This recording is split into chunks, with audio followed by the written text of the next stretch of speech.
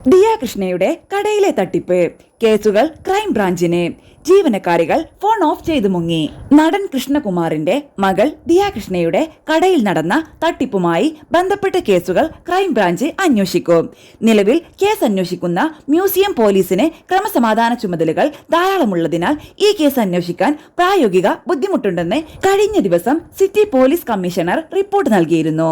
ഇതിന്റെ അടിസ്ഥാനത്തിലാണ് അന്വേഷണം ക്രൈംബ്രാഞ്ചിന് വിട്ടുകൊണ്ട് ബുധനാഴ്ച DGP ഉത്തരവിട്ടത്.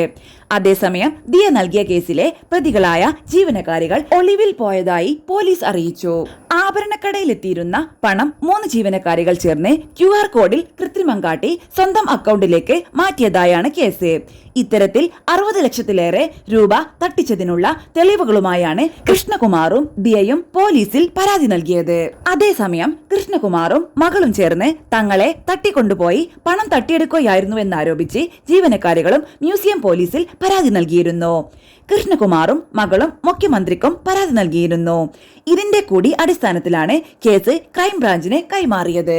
കവടിയാറുള്ള തന്റെ കടയിലെ ജീവനക്കാരായ വിനീത, ദിവ്യ, രാധാകുമാരി എന്നിവർക്കെതിരെയാണ് ദിയയുടെ പരാതി. മ്യൂസിയം പോലീസിന്റെ പ്രാഥമിക അന്വേഷണത്തിൽ ഈ ജീവനക്കാരുടെ അക്കൗണ്ടിലേക്ക് 60 ലക്ഷത്തോളം രൂപ എത്തിയതായി കണ്ടെത്തിയിരുന്നു. ജീവനക്കാർ സാമ്പത്തിക തട്ടിപ്പ് നടത്തി എന്ന നിഗമനത്തിലാണ് പോലീസ്. എന്നാൽ നികുതി വെട്ടിക്കാനായി ദിയ പറഞ്ഞിട്ടാണ് പണം സ്വന്തം അക്കൗണ്ടിലേക്ക് മാറ്റിയതെന്നും ഈ പണം തങ്ങൾ പലപ്പോഴായി ദിയക്ക് തിരികെ നൽകിയെന്നുമാണ് ജീവനക്കാരുടെ മൊഴി. ഇത് പോലീസ് മുഖവിലക്കെടുത്തിട്ടില്ല. ഇവർ നൽകിയ തട്ടിക്കൊണ്ടുപോകൽ പരാതി കൗണ്ടർ കേസ് എന്ന നിലയ്ക്ക് മാത്രമാണ് പോലീസ് കൈകാര്യം ചെയ്യുന്നതും. ചൊവ്വാഴ്ച 3 പേരോടും സ്റ്റേഷനിൽ ഹാജരാകണമെന്ന് അറിയിച്ചിരുന്നെങ്കിലും ഇവർ ഫോൺ ഓഫ് ചെയ്ത് മുങ്ങിയതായും പോലീസ് പറയുന്നു. ബുധനാഴ്ചയും ഇവരെ തിരക്കി പോലീസ് വീടുകളിലെത്തിയെങ്കിലും കണ്ടെത്താനായില്ല. തെളിവുകൾ എതിരായതോടെ ഇവർ മുൻകൂർ ജാമ്യാപേക്ഷയ്ക്ക് ശ്രമിക്കുകയാണെന്ന നിഗമനത്തിലാണ് പോലീസ്.